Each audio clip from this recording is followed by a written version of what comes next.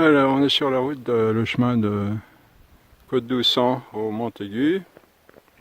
Là, on est à 1300 mètres. Alors, on voit la fumée, là, c'est un peu dommage, il nous cache le paysage.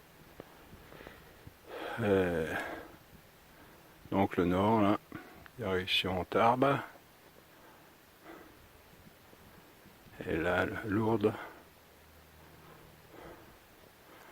Lourdes là-bas, au milieu, là.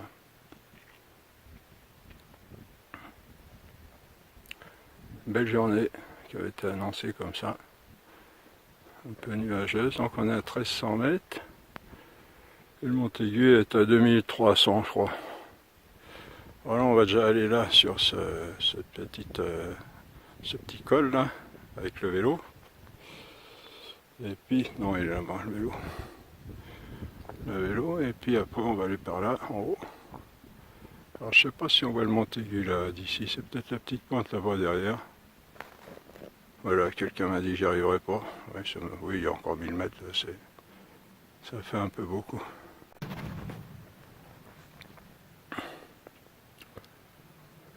Là, on est à 1300 mètres à peu près de Côte-d'Oussan en route vers le Montaigu. Bon, on ne devrait pas y arriver parce qu'il y a encore 1000 mètres à faire. Mais bon. Alors c'est beau, mais alors ils font du feu pour brûler les mauvaises herbes. Alors ça fait un peu des nuages qui cachent un peu la brume, qui cache le paysage. On a Lourdes là-bas, au milieu de l'écran là. L'ouest.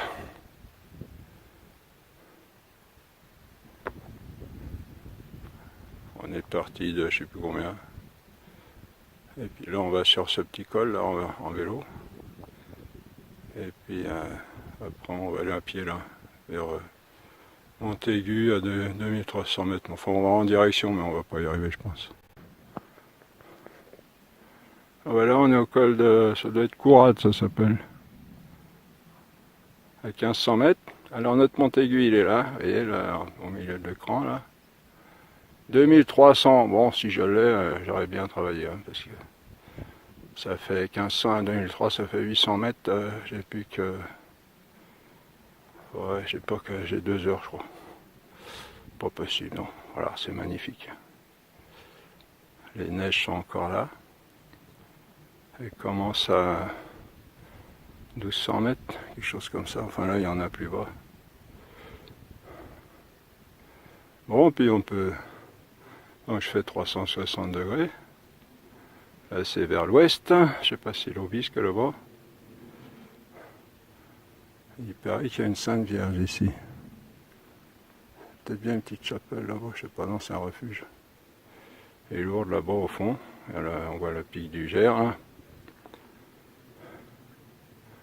Lourdes en bas. Et puis la fumée, il doit y avoir de la brume quand même aussi. Alors j'ai rencontré des gens qui descendaient, ils ont déjà eu la chance, eux ils ont eu les nuages. Et moi j'arrive, il fait beau. Bon, on peut continuer si on veut, nos petites réflexions philosophiques. Alors en continuant, on est parti pour parler de l'avortement de l'embryon et puis de l'être humain qu'il représente, hein, qu'il est. Que sa carte d'identité, elle est là. Avec le génome, on a vu on le sait par la science, qu'on n'a pas seulement l'être humain, les caractéristiques de l'être humain du point de vue corporel, mais on a aussi toute la personne. Hein, toutes les caractéristiques de la personne, elles sont là, et c'est normal, puisque l'être qui va naître, il tient des 2 parents. Hein, souvent, il a dit oh qu'il est beau, il a les yeux de sa mère, il a la bouche de son père. Bon. Donc le petit être là, il a déjà sa carte d'identité dès le départ, c'est un être humain, donc on a vu, bon, mais il faut le dire quand même, hein, on n'ose pas dire ça maintenant, même dans l'église, que l'embryon c'est un être humain, et tuer un embryon c'est tuer un être humain, donc c'est un crime, c'est un assassinat. Et 220 000 avortements par an en France, rien qu'en France, c'est un génocide affreux, horrible, et tout le monde prend ça pour... à la légère, si on peut dire, comme la libération de la femme, enfin la femme peut disposer de son corps comme elle veut, elle peut, oui, elle peut tuer ses enfants, d'accord, elle est libre, d'accord. C'est là qu'il faut se demander si la liberté, elle est toujours, elle s'exerce toujours de la bonne façon. Bon. Et alors par suite de ça, donc, on disait, l'embryon, l'enfant qui est là, il est normalement le fruit d'amour, de l'union, de deux êtres qui s'aiment passionnément, tendrement, etc. C'est pour ça que ça a été fait, c'est pour ça que le bon Dieu, il a fait le couple pour que ils s'aiment. Bon, ils s'aiment, ça c'est pas dur, hein. Un bel homme, une belle femme, c'est naturel. Et ils désirent s'unir, c'est naturel aussi. Bon, tout ça, il faut que ça se fasse dans le mariage, on a vu pourquoi, puis on va en parler. Et dans cette union, il y a une union qui se fait corporelle, et cette union, normalement, doit être faite pleinement dans l'amour des deux, corps et âme, esprit, tout, don total de l'un à l'autre. Et le fruit de l'enfant, c'est le fruit de cet amour, ça doit être le fruit de cet amour. Alors aujourd'hui, malheureusement, bien souvent, c'est le fruit du plaisir, c'est même pas un fruit, on fait des fois tout pour pas l'avoir. On voudrait retirer que le plaisir, la crème, et puis ce qu'il en ressort, on le met à la poubelle. On voit combien que c'est affreux, hein, quand on considère les choses dans leur vérité. Et c'est la vérité. Moi, je suis pas là pour donner mon opinion. Hein, c'est l'être est là qui a son génome, et dans ce génome, il y a tout. Hein, il y a tout. Il y a carte d'identité. Il y a même les empreintes digitales, si on peut dire. Tout ça, c'est la science qui le dit, c'est pas moi. Hein. Et donc, cet être-là, au départ, est le fruit d'amour. Doit être le fruit d'amour de deux êtres qui s'aiment passionnément, tendrement. Et puis l'amour, on comprend que ça, c'est pas quelque chose de passager. L'amour entre deux êtres humains, on conçoit pas. Bon, maintenant on le vit, mais je suis sûr qu'il y a des jeunes filles ou des jeunes gens qui voudraient vivre l'amour quelque chose de.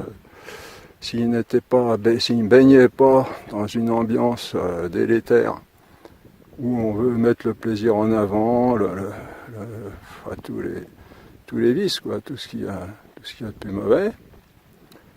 Je suis sûr qu'il y a des jeunes qui voudraient vivre l'amour intensément et durablement avec une personne rêvée, la personne rêvée. Et donc, cette union comporte ce fruit de l'amour. Ce fruit, oui, cet enfant doit être le fruit de l'amour, déjà au départ, mais aussi pendant toute la vie. Pourquoi ? Parce que l'enfant, l'embryon, il n'est pas développé encore. Il a besoin de ses parents pour se développer. Il a besoin de sa mère. Et par répercussion, il a besoin aussi du père qui protège la mère, qui n'est pas en état de travailler quand elle est enceinte.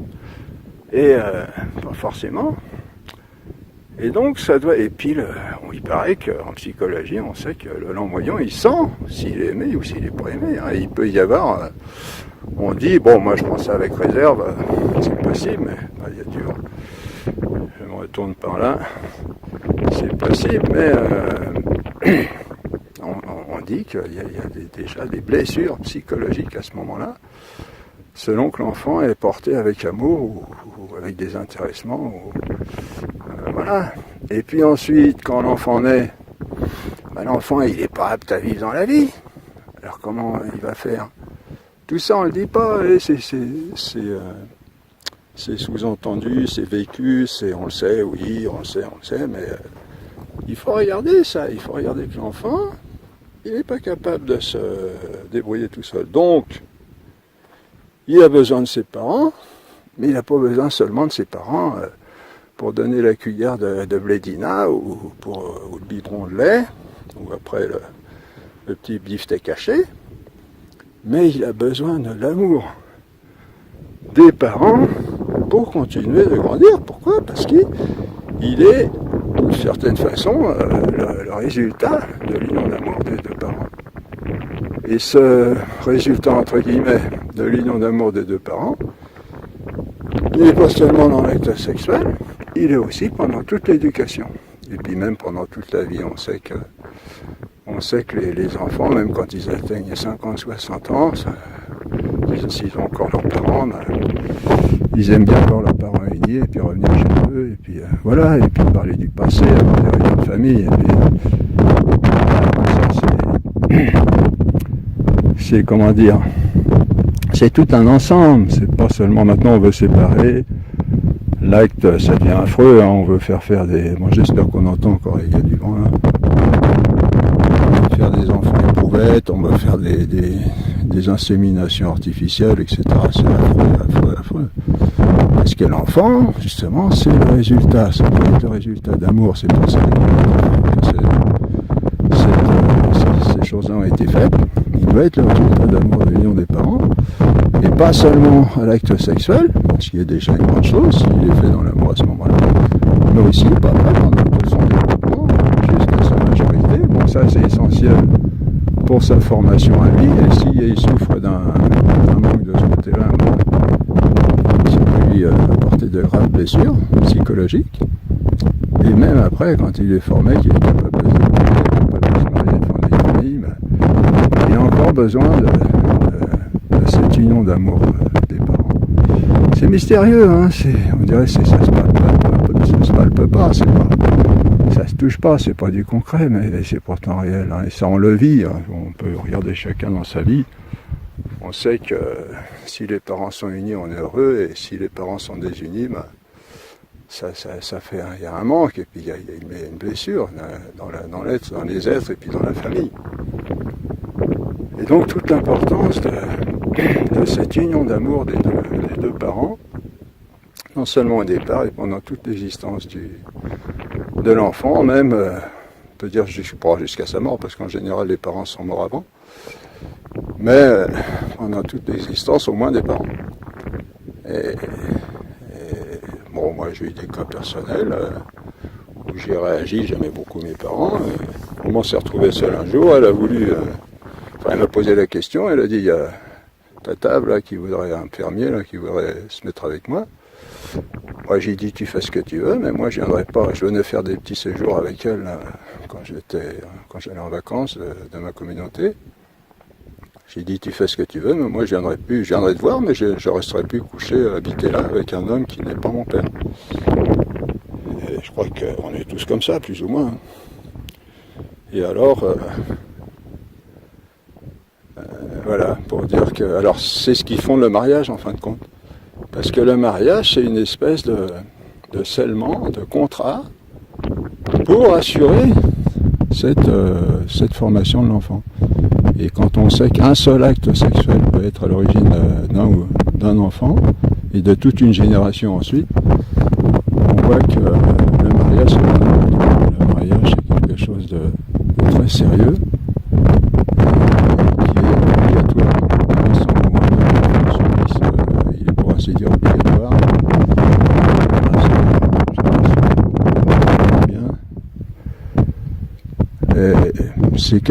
C'est obligé en considération de cet être-là qui doit être formé dans l'amour, qui est le fruit d'amour des deux qui s'unissent pendant toute sa vie, au moins pendant la vie des parents. Et voilà, donc après on pourra reparler du mariage.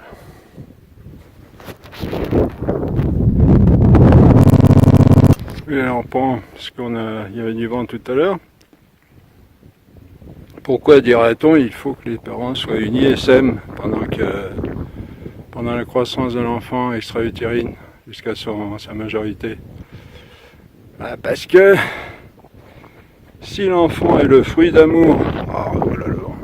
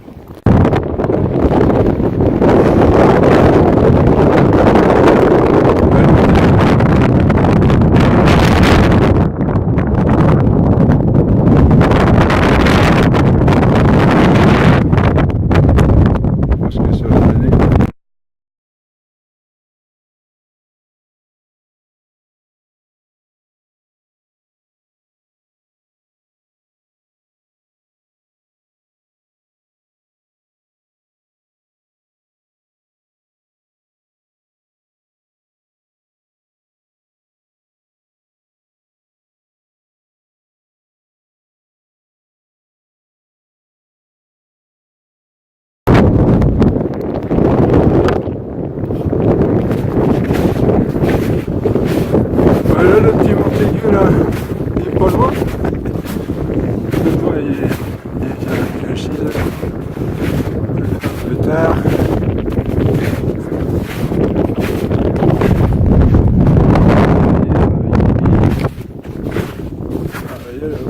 Un peu noir les nuages. Ah, ils n'ont pas l'air trop venir seul. Allez, on n'est pas trop couvert parce que quand on marche, on se réchauffe. Bon, il y a des fois, il faut quand même mettre un petit quelque chose. Voilà, c'est merveilleux.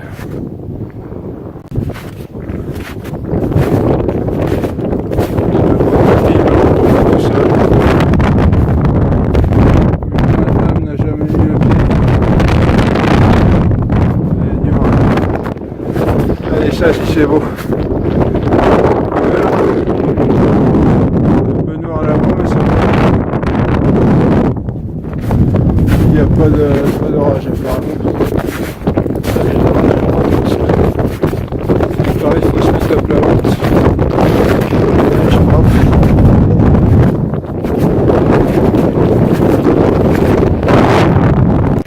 Alors voilà les plaques avant. Vous voyez, il y en a une là, il y en a là-bas. Vous voyez la neige qui fait une pointe comme ça, là, horizontale. Là.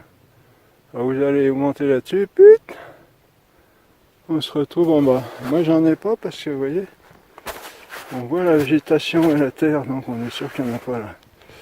Mais là à côté, si je vais ici là, putain, vous voyez en bas ça fait quelque chose comme ça. Bon, descendez au bout de monde. Alors on a de la chance, hein. Regardez le temps, il est noir là-bas.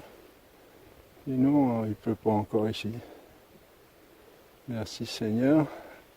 Alors on profite qu'on n'a pas de vent aussi, donc on disait voilà, tiens on envoie une, vous voyez la plaque qui est en train de se détacher là-bas. On disait voilà, oui, l'enfant, même s'il est adulte, il a toujours besoin de cette union d'amour. Pourquoi? Bon, c'est de la logique, mais on le sait par expérience et puis on le sent rationnellement. Mais bon, un argument, c'est que vous voyez ici, le but c'est pas d'affirmer des choses comme ça, d'avoir des bonnes idées, c'est de montrer la réalité, la vraie philosophie, la philosophie scientifique, elle s'attache à la réalité comme ce qu'on appelle la science aujourd'hui. Hein. La philosophie peut être une science. Et donc, pourquoi l'enfant il aurait besoin de ses parents pendant toute son existence, au moins l'existence des parents? Parce que l'enfant est le fruit d'amour des deux parents. L'enfant est le fruit, l'homme, l'être humain qui provient de cette union, est le fruit d'amour.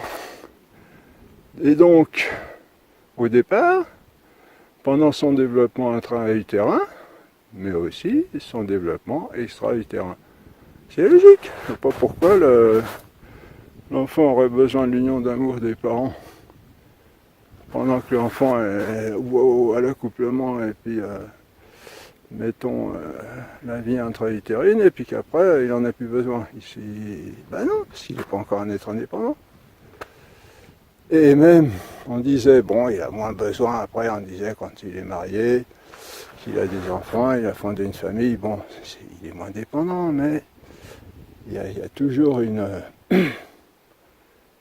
il y a toujours quand même une dépendance des parents, au moins du point de vue affectif. Et voilà, c'est par expérience et aussi par la raison, vous voyez, l'être humain. Et alors l'être humain, on dit, c'est l'un des animaux, bon, c'est pas un animal, c'est un animal rationnel, hein, mais il a quand même de l'animal en lui, et l'être humain, si on peut dire, de ce point de vue-là, est disons l'être, le vivant qui a le besoin dont l'éducation est la plus longue. Hein, ça peut aller jusqu'à 15 ans, bon, 12 ans, je sais pas, et on dit que les juifs, ils fêtaient la majorité à 12 ans. Bon, quand Jésus est monté à 12 ans, à Jérusalem, on dit que c'était une fête l'enfant devient peut-être pas adulte, mais tant Donc il a peut-être plus, c'est ce qui est sûr, c'est qu'il a plus l'usage de la raison à ce moment-là. Mais l'être humain a besoin d'un accompagnement jusqu'à, disons, 18 ans. On a baissé, bon, mettons, la majorité soit 18 ans. À condition qu'il soit bien formé. C'est sûr que 18 ans, ça fait juste pour si les personnes ne sont pas bien formées, mais si elle est bien formée, bon, ça fait un peu juste quand même. Et donc, sa formation, l'être qu'il est produit par les deux parents, sa formation, la formation de son être, elle n'est pas seulement à l'accouplement, pas seulement intra-utérin, mais extra-utérin, et jusqu'à ce qu'il soit, bon, on dit cette belle parole, là, c'est la vérité, jusqu'à ce qu'il soit remis dans les mains de sa liberté, c'est tout. C'est ça l'éducation, c'est d'arriver à mettre l'être humain dans sa liberté. Savoir s'en servir, parce que la plupart des gens, ils ne savent pas se servir de leur liberté. Il les revendique avec ardeur, on en reparlera, mais en fait, peu de personnes savent ce que c'est exactement la liberté. Voilà, quelques réflexions philosophiques qui sont nécessaires pour montrer justement l'indissolubilité du mariage qu'impose l'Église même. Hein. C'est pas une idée arbitraire comme ça qui viendrait d'on ne sait où, la planète Mars, c'est comment dire ce qui va, ça fait un tout, hein, c'est ce qui va avec cette éducation, cette formation de l'être humain qui est produit, si on peut dire, par un couple, et qui est en fait le fruit d'amour des deux. Et c'est pour ça que les deux doivent s'aimer intensément, et puis bon, on verra, mais on saute en marche à la première difficulté, alors qu'en fait la difficulté c'est ce qui va renforcer l'amour si c'est bien vécu. Renforcer l'amour, bon, on en reparlera. Voilà, faut pas être trop long, normalement c'est des petites vies comme ça qui se voudraient percutantes.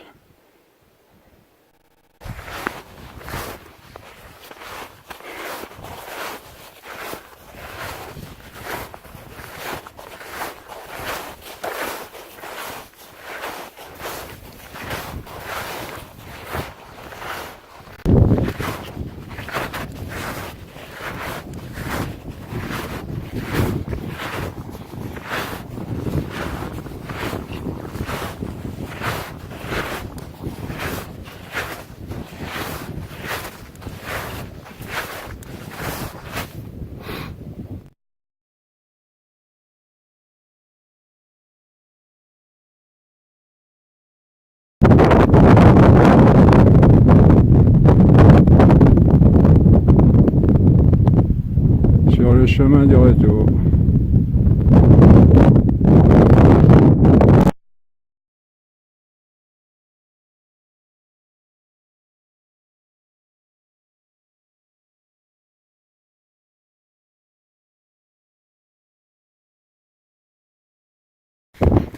On peut mettre l'accent encore